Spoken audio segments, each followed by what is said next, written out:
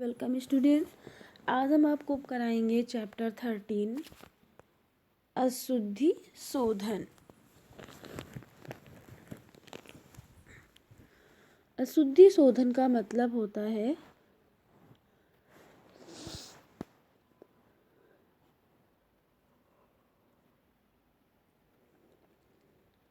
जो अशुद्ध लिखा है उनको सही करना। शोधन मीन्स होता है सही करना। भाषा का प्रयोग करते समय व्यवहारिक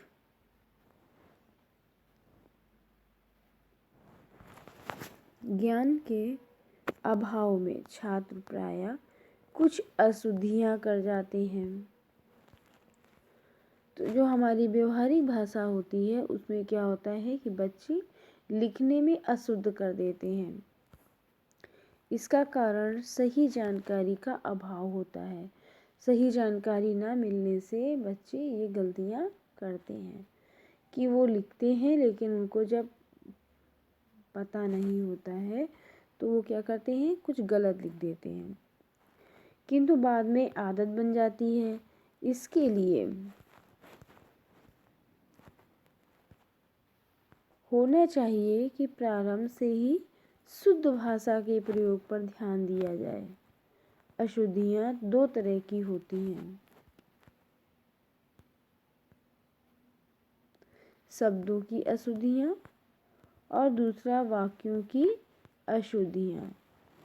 तो बच्चों, आप लोग जब लिखते हो तो उसमें मात्राएं भी बहुत रॉन्ग करते हो, ठीक है। और अशुद्धियां तो जो होती हैं वो क्या हो जाती हैं, शब्दों की। और शब्द लिखते हो तो उसमें भी आप रॉन्ग करते हो। तो आप शब्दों की अशुद्धियां होती हैं और दूसरी होती हैं वाक्यों की अशुद्धियां। तो वाक्य लिखते समय लिखने में रॉन्ग हो जाता है।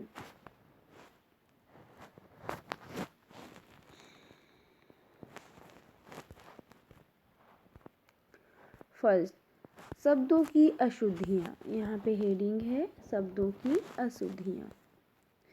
शुद्ध वर्तनी के प्रयोग से किसी भी भाषा का सही ज्ञान होता है। मात्राओं का उचित प्रयोग करने, शुद्ध प्रयोग करना आता है। मात्राओं का जब उचित प्रयोग होगा तो उनको शुद्ध प्रयोग करना आएगा। नीचे दिए अशुद्ध शब्दों का शुद्ध रूप जानिए। नीचे दिए अशुद्ध शब्दों का शुद्ध रूप जानिए।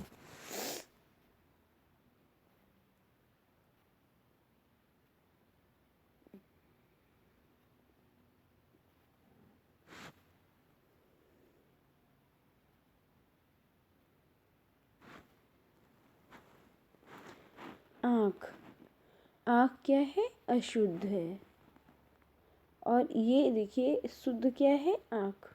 तो इस आँख में केवल अंक की मात्रा लगाई गई और इसमें लगाया गया है चंद्र बिंदु। तो ये आपका राइट है। आपको अंतर देखना है कि इसमें हमने रॉन्ग क्या लिखा है। और आप लोग तो मात्राओं में बहुत अशुद्ध करते हो, तो आपको ये देखना है कि हम लोग क्या गलत लिखते हैं, ठीक है। बीमार होता क्या है, बीमार। तो हमारा शुद्ध क्या है, बीमार। फिर है निरोग, ये अशुद्ध है। शुद्ध क्या है, निरोग।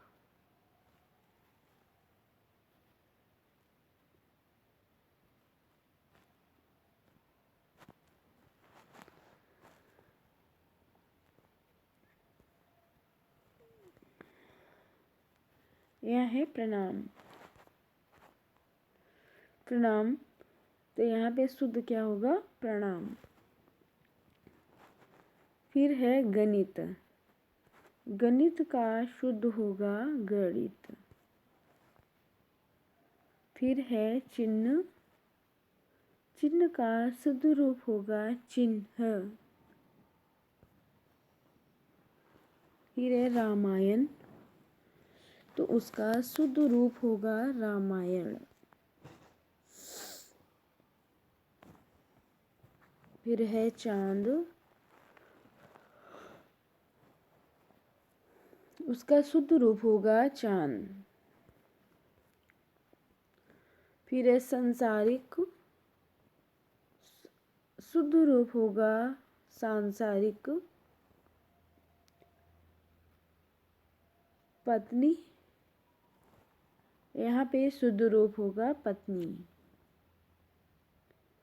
कृतघ्न, यहाँ पे शुद्ध रूप होगा कृतघ्न। फिर है मैं, उसका शुद्ध रूप होगा मैं।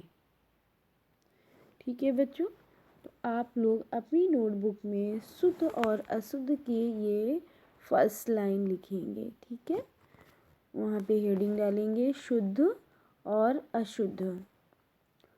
हेडिंग पड़ेगी शब्दों की अशुद्धियाँ।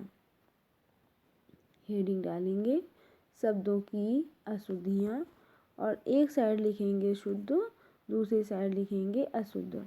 और ये जो वर्ण दिए गए हैं इनको सेम लिखेंगे और देख के लिखेंगे कि कहीं कोई मात्राओं में मिस्टेक ना हो पाए।